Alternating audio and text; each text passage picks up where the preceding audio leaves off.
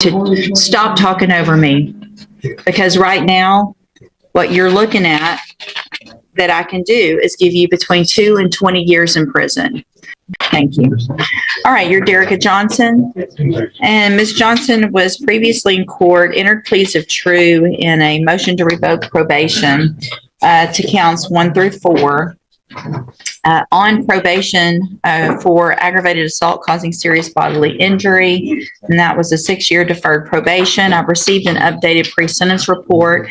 Has everyone had an opportunity to review that report? We have, Your Honor. Are there any additions or corrections? No, Your Honor. And there was no agreement, correct? I'd agree. Also, just for everyone, and if we can get copies if you guys need it, I am also reviewing jail incident reports as well. Mr. Rojas, you may proceed. Judge, as the court knows, this is Ms. Johnson's third motion to revoke. She's been given opportunities in the past to comply with ISF, MRT, and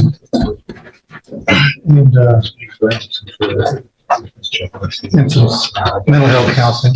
She hasn't taken advantage of all those opportunities. She has some CPS cases going on. She's kind of doing double load casework. She's got some CPS cases in Harris County. She's taking some classes through there, and that had been her focus up to now. She's trying to get her kids back.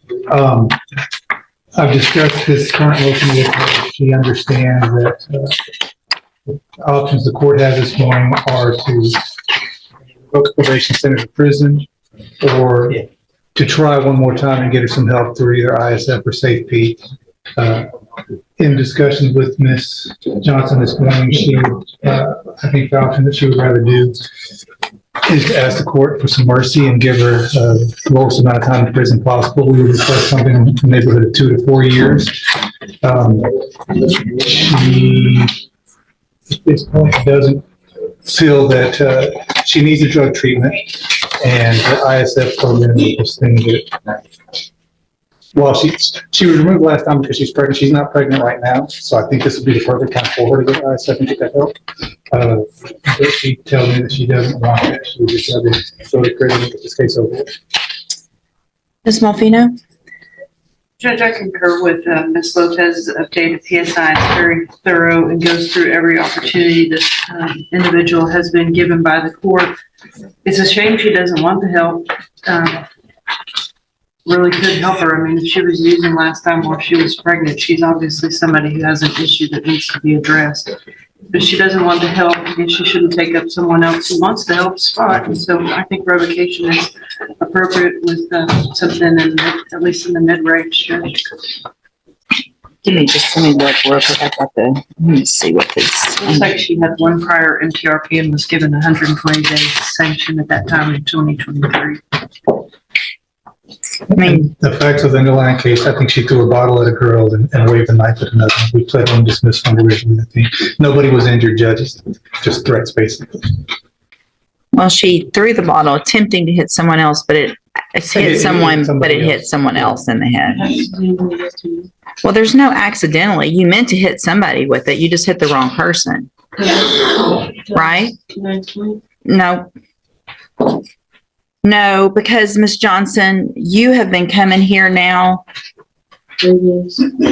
way too long and been given every single opportunity to stop talking over me. Because right now, what you're looking at that I can do is give you between 2 and 20 years in prison. And the more you talk over me and are disrespectful, the higher number that's going to get. Do you understand? You have been, I'm not even sure how many times now that you've been in here pregnant, using drugs while you're pregnant, while we're trying to get you help. You have 5 kids that you have no custody of.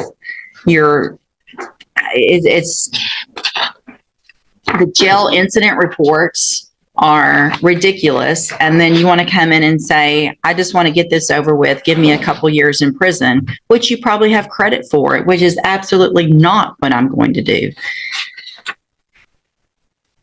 Give me just a second. The fact that this is kind of your 4th shot at it. Makes me wonder what I was thinking the prior 3 times, and really. All right, Ms. Johnson, at this time, I'm going to find that you entered your pleas of true to counts 1 through 4 freely and voluntarily. Find those counts true, find sufficient evidence to find you guilty, and at this time, find you guilty of aggravated assault. I'm going to sentence you to a term of 12 years in the institutional division of the Texas Department of Corrections. You will receive credit for any time that you've been in custody that the law gives you the right to receive. Am making an affirmative finding of a deadly weapon in your case. I'm handing you the trial court certification that shows this was not an agreement. You do have some rights to appeal. You can talk to Mr. Rojas about that. I'm also handing you the trial court certification, the written admonishment regarding your ineligibility to possess a firearm or ammunition. Because of the judgment entered against you, you're ineligible under Texas law to possess a firearm or ammunition. Possession of a firearm or ammunition could lead to charges against you. Firearm is a legal term, and you should read the written admonishment I provide you to see what devices qualify as a firearm. If you have questions about the laws that make you ineligible to possess a firearm or ammunition, or about how long that lasts, you can talk to Mr. Rojas. Good luck to you. You can go back with the bailiff. Ms. Holmes, you may proceed. Thank you, Your Honor. As the court can see, Mr. De La Rosa is an amputee, in which he suffered from injury a few years ago. Your Honor, we're requesting if the court would consider probation. I believe that Mr. De La Rosa would benefit from being on a mental health caseload as well. He does suffer from some mental issues that I feel that would be beneficial if he could receive care through either MHMR or Spindletop. He understands that he does have prior convictions, so as a convicted felon, he cannot possess a firearm. And he understands that moving forward, no matter what situation he's in, he cannot have a firearm. Your Honor, he does have 2 children that he would like to be better involved in their lives. One of the main issues that I see in the PSI is education. He has a 6th grade education. I think it would also benefit if he would be allowed and participate in the GED program through the probation department as well, to help him to develop some skills so that he can make better decisions and get his high school, at least minimum high school equivalency. There is much history in regards to substance. With regards to substance abuse, it looks like maybe alcohol that he drinks on occasion. And he has no problem, it says, in his recommendations to avoid any association with the co-defendant, Ashley Faye. And as I stated, Your Honor, he would be willing to adhere to any referrals or treatment plans or directives that probation may recommend. And so we are requesting probation. Thank you, ma'am. Mr. Nichols? Your Honor, he has 3 prior felony convictions, 1 for being a felon in possession of a firearm, 1 for aggravated assault with deadly weapon. He should have been habitual. I took into consideration his health issues when I made the offer of an 8-year cap. I don't know that he deserves any more consideration for what has happened to him. You see his gang history, his criminal history. I think 8 years is appropriate in this case. And I'm sorry. Mr. De La Rosa, you wanted to say something? I do got priors now, but I don't know like juvenile stuff like that. So in 2015, you were not a juvenile. 2015, that when that conviction was like, I think 7 years.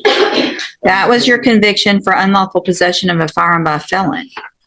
And you got a 2-year sentence. Yeah, no, but I did my time, and I did parole. I did good behavior. Right. So you should have learned. Not that you can't possess a firearm. I mean, and Ms. Holmes is doing the best she can, saying that, you know, you understand and that you can't possess a firearm, but you've already gone to prison for that. So I was at the wrong place, wrong time. Now, I mean, it wasn't my possession due to the fact that I am a felon. I'm not denying it, but you know, I would deserve I feel like a second chance or something. well, I always keep like I want to get thrown in prison, come out when I'm 38, something like that. well, and I understand. Well, and here's the thing, Mr. De La Rosa, nobody wants to get thrown in prison. And what I do today isn't anything that I'm doing. It's where you've gotten yourself with your history since you've been a juvenile into being an adult knowing that you cannot possess a firearm.